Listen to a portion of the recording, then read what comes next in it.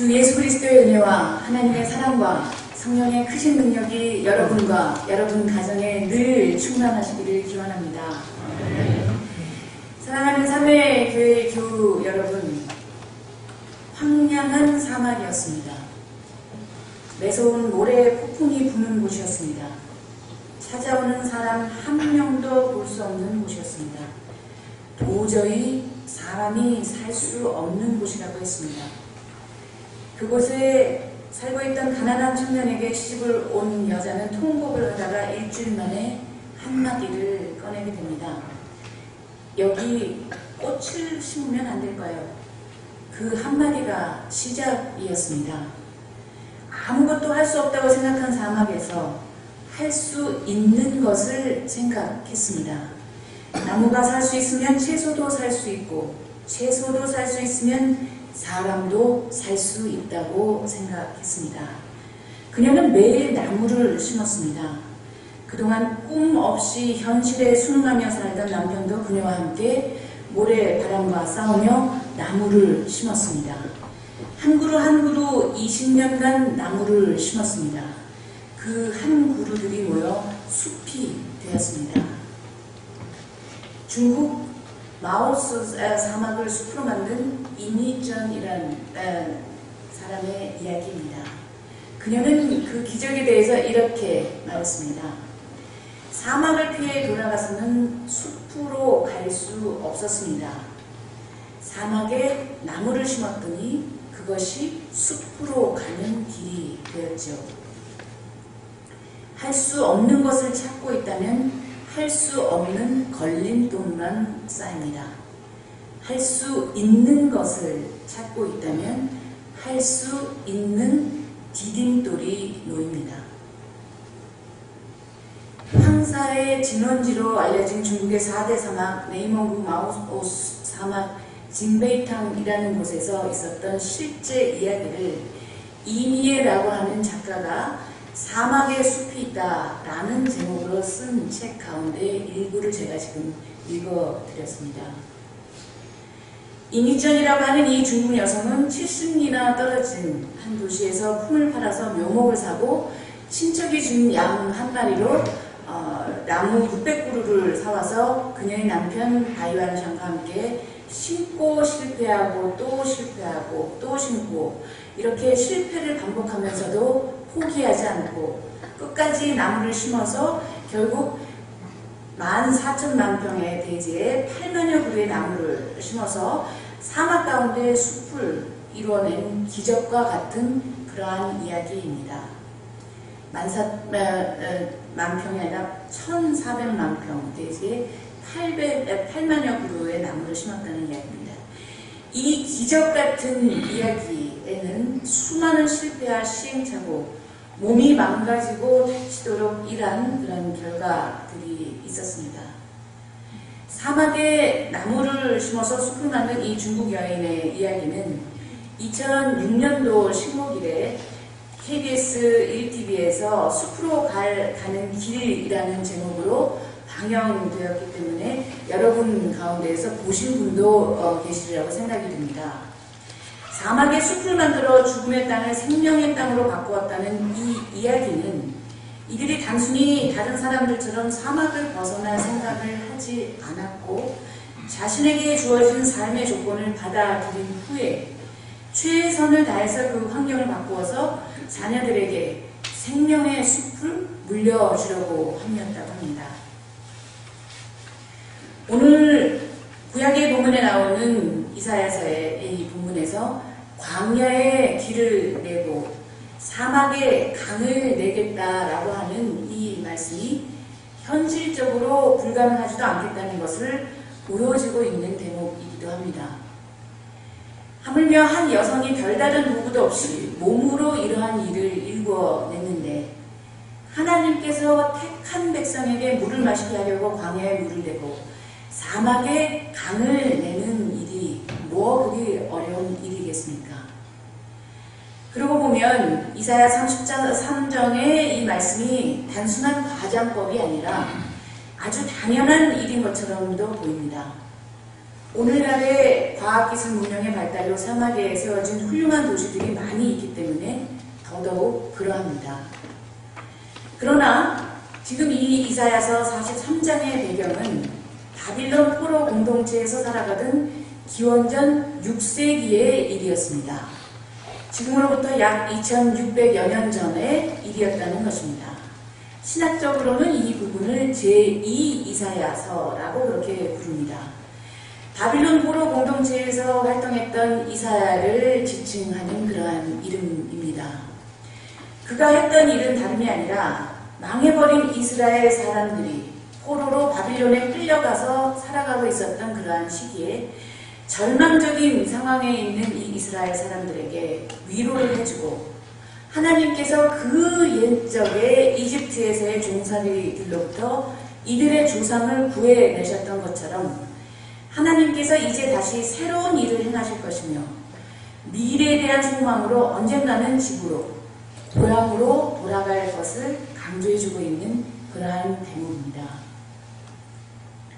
그렇지만 그것은 사막에 강이 생기고 광야에 물을 대는 것만큼이나 당시의 상황에서 볼 때는 불가능한 일인 것처럼 보이는 것이었습니다. 왜냐하면 당시 세계적으로 가장 강력했던 바빌론 제국의 수도에서 이들이 지금 포로 생활하고 있었기 때문이었습니다. 그러한 막강한 제국이 또 이 제국의 권세가 쉽게 무너지고 그러한 나라가 멸망하는 것은 인간의 눈으로 보기에 거의 불가능한 것 같아 보이기 때문입니다. 이사야는 절망 가운데 있었던 이스라엘 사람들에게 지나간 일에 매여서 회한하며 세월을 보낼 것이 아니라 미래를 준비하고 앞을 향해 달려갈 것을 권면하고 있었습니다. 불가능을 가능하게 하셨던 하나님, 이집트의 압제로부터의 해방을 허락하신 하나님께서 다시 새로운 일을 행하고 계시며 바로 이것을 깨닫게 해주고 있었던 것입니다. 그래서 옛 일을 기억하지 말고 새로운 일을 행하시는 하나님을 따르라는 말씀을 여기에서 강조해서 전해주고 있는 것입니다.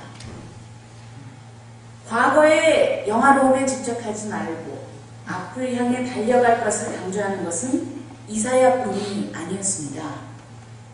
예수의 사건을 경험했던 바울도 마찬가지였습니다. 바울은 누구였습니까?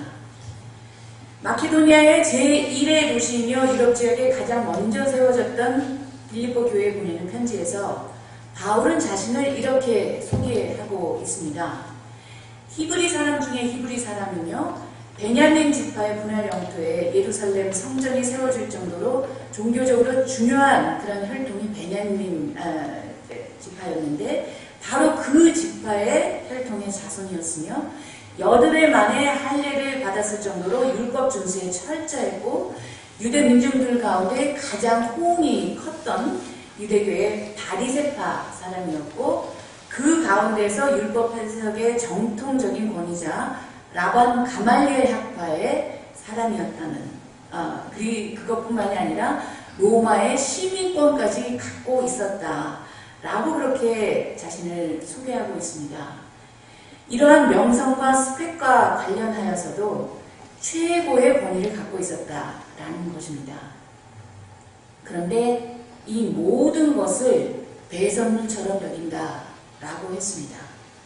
왜냐하면 그리스도 때문에 모든 것을 새롭게 하시고 새 일을 행하시는 그리스도 때문에 자신에게 옛적에 소중해 보였던 가치를 모두 내려놓고 전적으로 새로운 가치를 여기에서 증언하고 있음을 말하고 있습니다.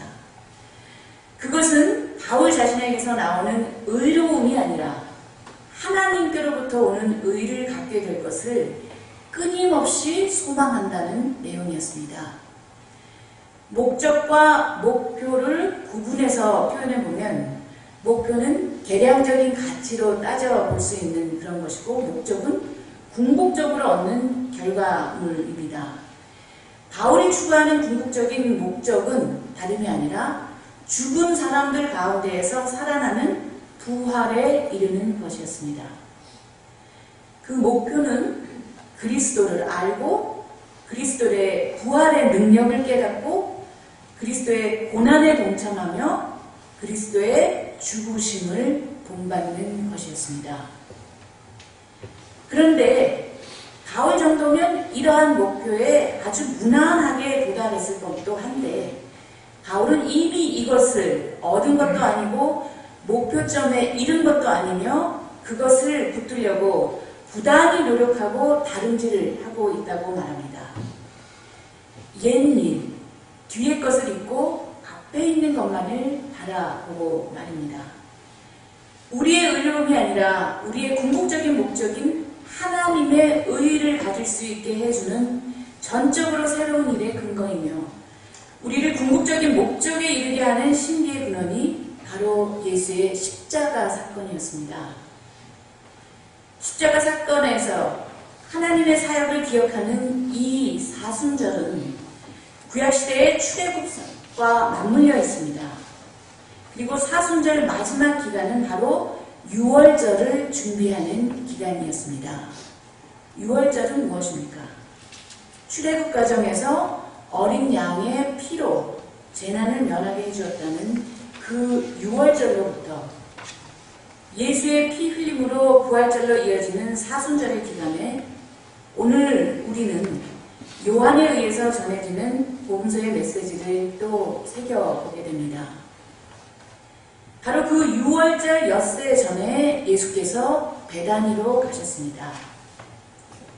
베다니라고 하는 곳에 대한 그 지역의 정확성에 관해서는 이견이 많지만 대체로 예루살렘 동쪽에 아주 가까운 그런 지역이었던 것으로 전해지는데 문둥병자 시몬의 집으로 복음서에서는 알려져 있는 지역이었고 병든 자와 가난한 사람들의 마을이었던 것으로 추정되는 것입니다.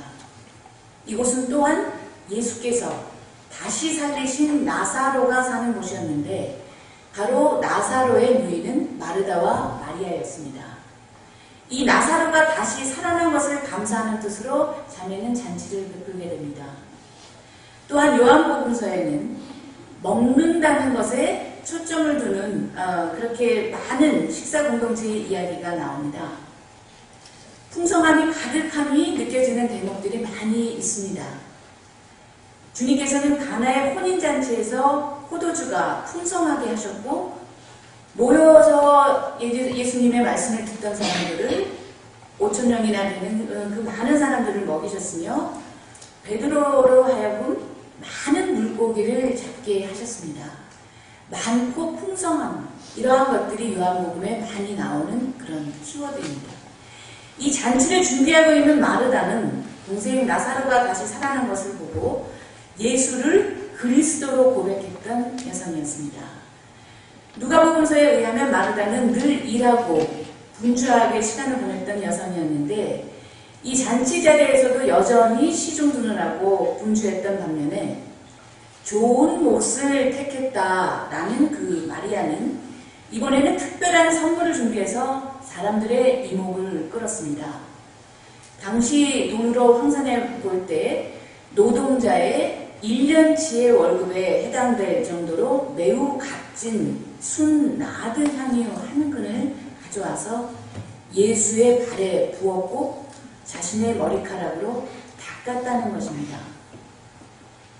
다른 공간 복음서에 마태, 마가, 누가복음에 이 향유 옥합을 깬 여인의 본문과 유사한 이야기가 기록되어 있습니다.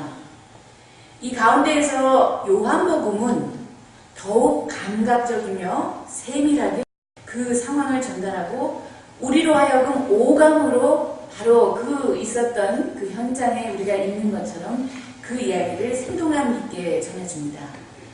그래서 방 안에 그 향유가 가득했던 것처럼 그 향유의 냄새를 우리로 하여금 상상해 볼 수 있게 그 향기를 전해주고 있습니다. 그런데 나사로를 다시 살려서 가족들의 품으로 돌아가게 해 주었던 예수의 이 행위는 더욱더 유대 공유의 사람들로 하여금 예수를 죽이게 하는 그런 빌미를 제공하게 되었고 이들의 분노를 사게 했던 예수에게는 죽음의 위협이 한층 더 가까이 다가오게 되었다는 것을 뜻하고 있습니다. 이러한 과정에서 예수의 죽음을 준비하는 마리아에 대해서 누가복음에서는 도덕성의 문제, 마가복음에서는 가난 구제의 문제. 그런데 바로 이 요한복음에서는 제자직에 초점을 두면서 증언을 하고 있습니다. 유다와의 대조가 그것이었습니다. 상술적 가치만을 계산해서 효율성을 따지고 들던 회계 일을 맡았던 유다가 이렇게 말합니다. 이 향유를 300데나리온 주고 팔아서 가난한 사람들에게 주지 않고 왜 이렇게 낭비하나. 얼핏 보면 유다가 가난한 사람을 굉장히 위하는 듯한 그런 착각을 불러일으키게 합니다. 그런데 요한복음서에서는 친절하게도 그의 본래 모습까지 이렇게 전해주고 있습니다. 유다는 예수를 팔아먹은 배신자이기 이전에 아마도 후대에 삽입된 것으로 보이는 그런 문구이긴 하지만 6절에서 그가 도둑이었고 돈자루를 책임 맡은 자이지만 가끔 거기서 돈을 훔쳐내곤 했다 라고 그렇게 전합니다. 유다는 자기가 챙겨갈 몫이 줄어들 것을 여기에서 염려하고 있었던 것입니다. 개인적인 이득을 취하고 싶은 것을 마치 가난한 사람을 위하는 것처럼 포장하고 있었다는 뜻입니다. 휴머니즘을 가장한 유다의 이러한 얄팍한 위선 앞에서 예수께서는 자신의 장래가 임박함을 감시하고 계십니다. 가룟 유다에 비해서 마리아는 참된 제자의 모습을 드러내고 있습니다. 이 이야기가 전개되는 시간과 장소가 구체적으로 명시되어 있는 상황에 비추어 볼 때 마리아의 형편이 결코 넉넉하였을 리는 없습니다. 그러나 가진 것을 모두 바치어서 예수의 예루살렘의 입성을 준비하고 있었고 예수의 장례를 아울러서 준비하고 있는 장면입니다.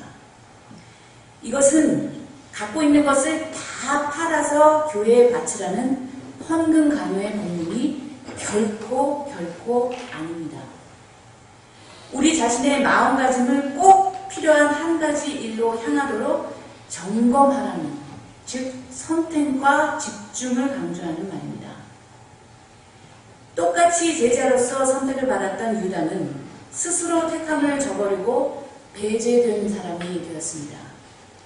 오히려 한 여성 마리아가 진정한 그리스도의 제자도의 원형이 되었음을 이 본문이 말해주고 있습니다. 하나님께서는 인간에게 자유의지를 허락하셨습니다. 마리아와 유다로 비교되는 이 요한복음의 본문에서 마리아는 진실로 좋은 몫을 택하였습니다. 한 해 동안의 노동자의 월급을 다 쏟아 부을 정도로 준비했던 그 향유는 마리아의 이름을 성서에서 끊임없이 기억하게 해주었습니다. 준비된 제자로서 말입니다. 그에 비해서 돈 몇 푼 더 받기를 원했던 유다는 결국 도둑이며 위선자이고 가장 추악한 인간의 모습을 드러낸 배반자의 모습으로 드러나게 됩니다. 비단 동생 나사로를 살려주었다는 감사함 때문만은 아니었습니다. 공의회가 예수를 죽음으로 몰고 갈 음모의 조짐을 마리아는 감지했던 모양이었고 이로써 세례 요한에게 세례를 받고 공생애를 준비하셨던 예수는 마리아에 의해서 그 죽음을 준비하고 계셨던 것입니다. 이 아침 이 본문이 우리에게 주는 메시지를 다음과 같이 세 가지의 측면에서 정리하고 말씀을 맺어보려고 합니다. 첫 번째는 옛것에 연연하지 말고 앞을 향하여 하나님 나라를 향해서 다름질치라는 것입니다. 과거에 대한 회한과 후회 혹은 예전에 좋았던 것에만 매여있지 말라는 뜻입니다. 대림절이 참회, 기다림, 소망으로 성탄절을 맞이하는 기간이라면 죄의 고백과 참회로 옛적 일들을 모두 내려놓고 새 일을 행하실 주님의 부활을 기다리며 소망하는 기간이 바로 이 사순절입니다. 두 번째는 불가능을 가능하게 하시는 하나님의 의를 바라보라는 것입니다. 내가 의로워서가 결코 아닙니다. 내가 좋은 업적을 쌓아서가 아니라 내가 중심이 되는 그런 잣대가 아니라 바로 내 자신이 하나님의 품에 안길 수 있어야 한다는 것입니다. 하나님께서 우리 앞서가고 계십니다. 우리 위에서, 우리 옆에서, 우리 아래에서 우리를 붙들어주고 계십니다. 세 번째로는 준비된 제자로서 깨어서 하나님 나라를 향한 길을 위해서 날마다 주님과 동행하라는 것입니다. 우리의 자리에서 단순히 안주하지 않고 하나님 나라의 순례의 길에 우리 모두는 초대되었습니다. 우리는 십자가의 빛과 그림자 속에서 살고 있고 또 부활하신 주님의 현존 가운데에서 생명을 택하도록 허락되어 있습니다. 그래서 성만찬의 식탁에서 이웃을 향한 넘치는 연민과 사랑의 행동에서 또 매일 주일과 일상생활의 예배의 자리에서 예수와 매일매일 친밀한 관계를 맺도록 초대받았습니다. 예수와 이러한 모든 교제가 이루어지는 것은 천상 위의 그 어떤 아름다운 곳이 아니라 여전히 폭력과 잔인함, 위선과 배반으로 매일 수많은 사람들을 십자가에 못 박고 살아가고 있는 우리의 이 땅, 이 현실 가운데 있는 세상입니다. 예수께서는 우리와 함께 항상 가시적으로 계실 것이 아니라는 것을 말씀하셨지만 가난한 사람들은 항상 우리와 함께 있을 것이라고 그렇게 말씀하십니다. 우리가 소외되고 가난한 사람들, 그리고 그 가난을 야기시키는 수많은 구조적인 문제 또한 외면하지 말아야 한다는 것을 뜻하고 있습니다. 날마다 주와 함께 동행하는 이 믿음의 행진에서 사내교회의 모든 지체들이 함께 이 순례의 길을 이어가시면서 목표를 향한 다름질에 혼자서만 너무 빨리 가려고 하지 마시고 아니면 너무 뒤처져 계시지도 마시고 같이 목표점에 이르도록 함께 가시게 되기를 바라겠습니다.